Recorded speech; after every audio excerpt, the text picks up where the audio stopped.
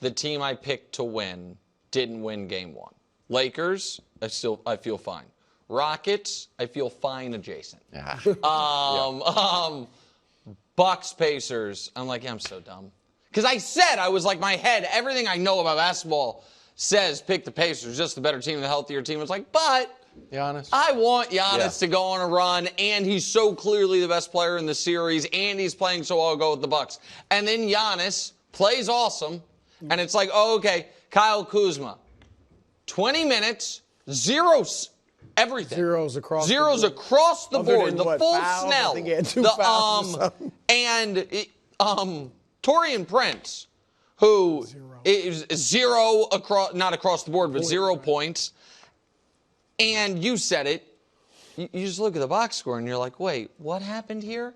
And then you look at the Pacers, and it's like, oh, okay, yeah, nobody came close to Giannis, but it didn't matter because they had the second, third, fourth, fifth, sixth, seventh best players in the game. And so you can get, if your best player's here, you can get by the other team having second and third best, and sometimes even second, third, and fourth if you're fit, but you can't get by with that. And I don't think Dame immediately is going to be Dame.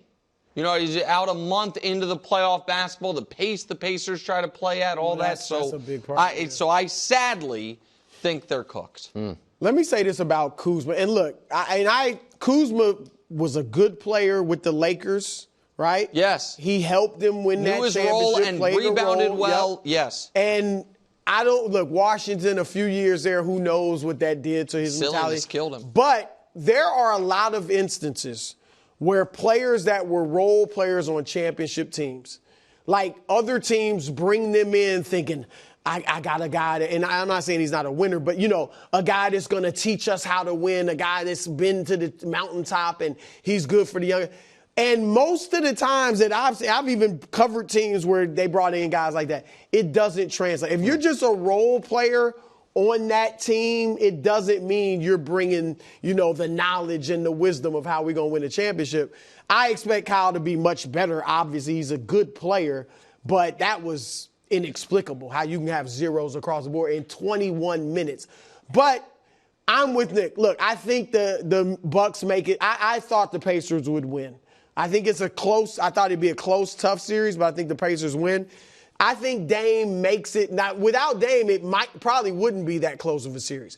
I think Dame does make it closer, where maybe it goes 6, possibly 7. And if he can push it to 7, I think you'd like the Bucks' chances because Dame obviously is clutch. Giannis is the best player in the series.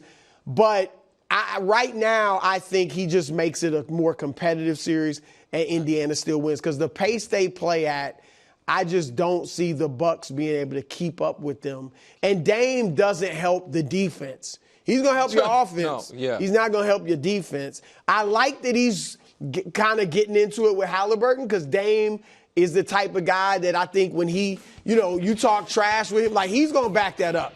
I don't think he's going to back it up with a series win, but he's going to back it up with some good games. Well, and this is a sneaky rivalry, remember? Yeah. Because these were the teams with the weird game ball fiasco.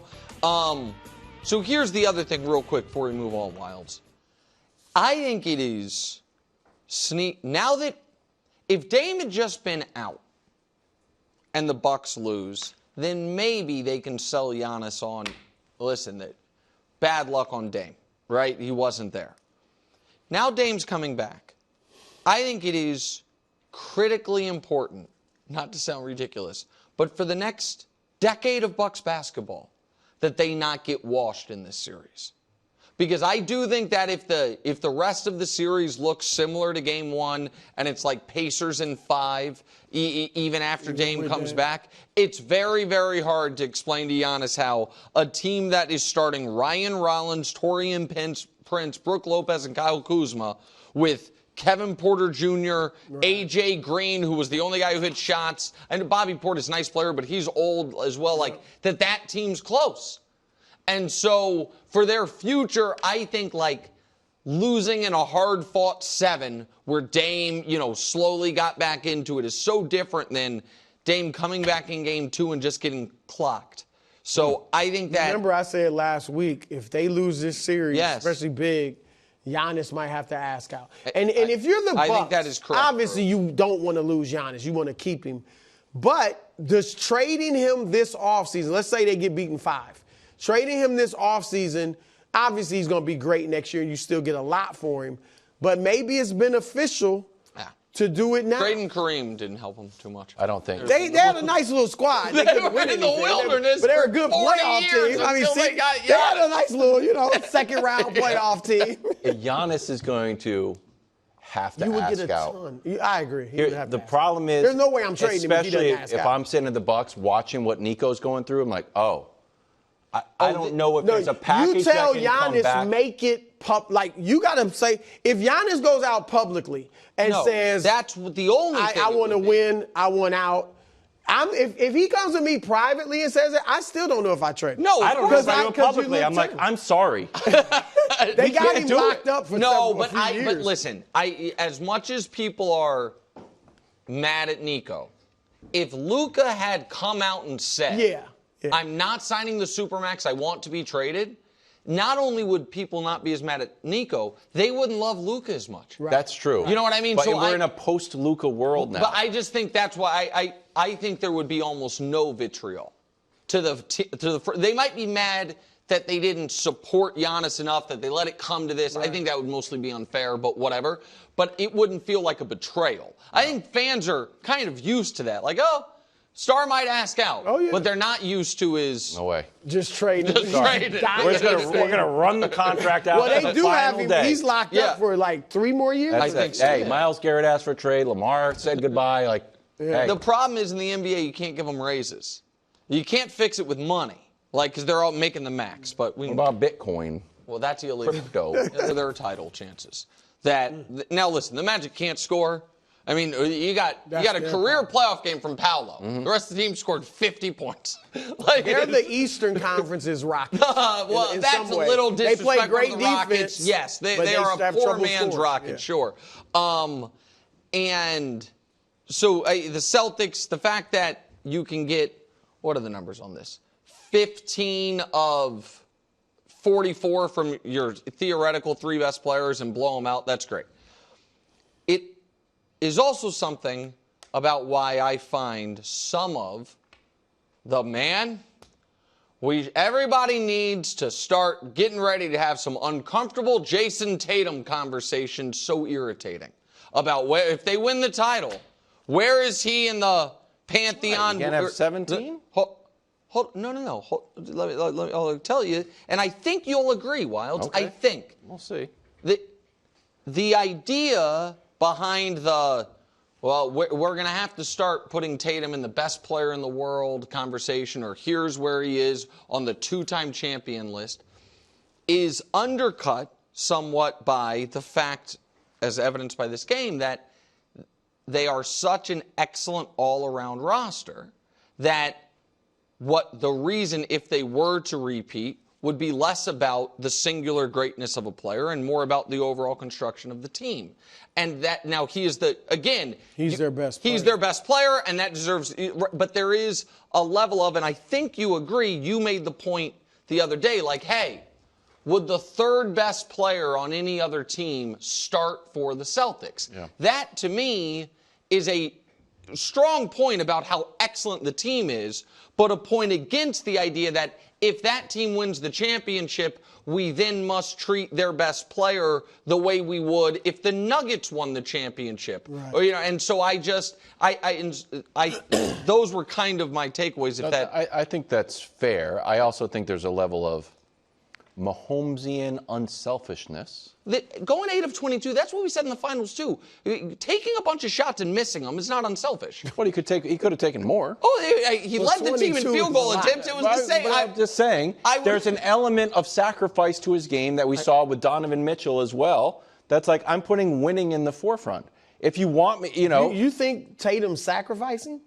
I don't know what he's sacrificing. Do I think Tatum could score more if he was on the Charlotte Hornets? He averages 27 a game. I'm just saying, I think that he could do more. Sure. On that team. The team is balanced.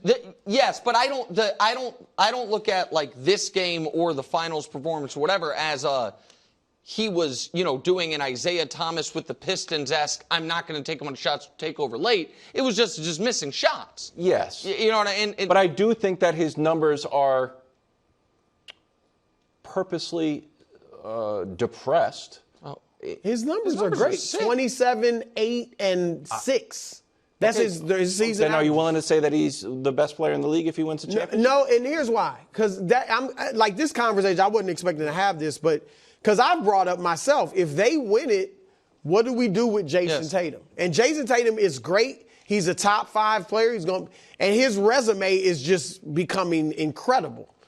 But it also brings like the eye test, and where he's just not better than Nikola Jokic, or I don't think Giannis, or I don't think Luka. Like, just because your team wins it, like when Isaiah Thomas led the Pistons to 2 championships, as great as Isaiah is, no one was saying he's the best player in the world. Better than Michael Jordan. He had beaten Bird. He had beaten Jordan. He had beaten Magic. But nobody was saying he's the best player in the world. And it was a similar situation to this. It was because they were like, man, he is the best player on that team and the heartbeat, and they couldn't do it without him. But that is 5 well-rounded pieces. And so, like, that's...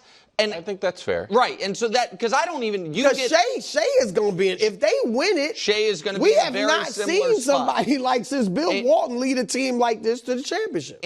And I think you probably push back maybe fairly on Tatum versus Luka. But so I don't even want to argue. I bit my tongue. I saw that. But I also, as odd as this sounds, I don't think you push back on Tatum versus Giannis. Correct. Right, but Giannis just keeps getting clocked in round 1. Yeah. And like Luka. It's a fair argument. And so for you, that really is like eye test numbers. The one guy's better, even though Tatum keeps going further. And, Tatum beat Giannis in the playoffs like he beat Luka. And since then. That's actually a great argument now. For Tatum over Giannis. Yeah. And so, again, I'm not trying to use this to Tatum over. I'm not trying to use this to knock Tatum. I really, my point is, I think the Celtics can blow out a team in the playoffs with their best, second best, and I don't know if Kristaps is their 3rd best player or not, but regardless, another one of their key contributors, all having off nights, which is a testament to how excellent that roster is. I think you guys have made fair points. I'll throw it to you, Brou. I think you've made fair points, but I feel like I have to be almost Tatum's lawyer after like post benching in the Olympics. Well, and like stuff like that, where it's like, all right, even if we're having like, if it's him, Giannis, or Jokic, that's where we want to be. Hey, can you get some run, or are you just on the bench? Oh, yeah. But that is a good league. But that was all. But I have to start with best player in the world and then come down to Jokic and Giannis. Versus like Steve Kerr's got him riding the pine. Like, can I get some run? Like, no. Which I didn't like him riding the pine like that. But that does say something. The fact that he was riding the pine with all these other top players. Look, and I'll throw this out too. I think this game was nothing. It's the Magic, all right? It's not a tremendous team that they just beat.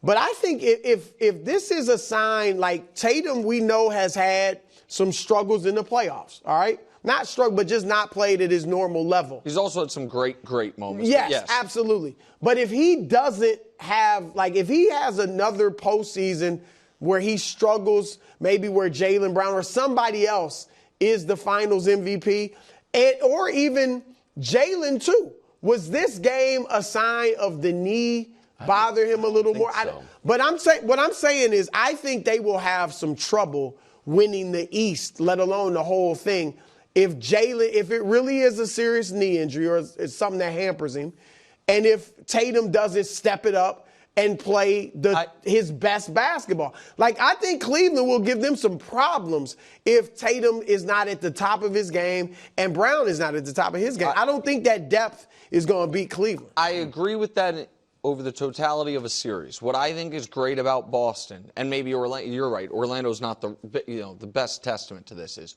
but we do know that Tatum plus another starter can pick which one you want. Could have really off nights, and they can still beat a really good team. Can't do that 4 times in 7 nights, but you will get the night where it's like, oh, shoot, Pritchard hit 7 threes, and Derek White was awesome. You know what I mean? Drew Holiday's locking people up. They have the ability, most teams, like if Luka plus Rui have a terrible night, the Lakers aren't going to beat anyone in the playoffs at any point. And so the Celtics can do it, and the Thunder just beat a team by 50, and Shea scored the fewest points he scored since Halloween. Yeah, that's why my finals pick. Is it official? That's your final? Yeah, but I should do more. Thanks for watching. Subscribe here to get more from the show and to check out clips from other shows on FS1.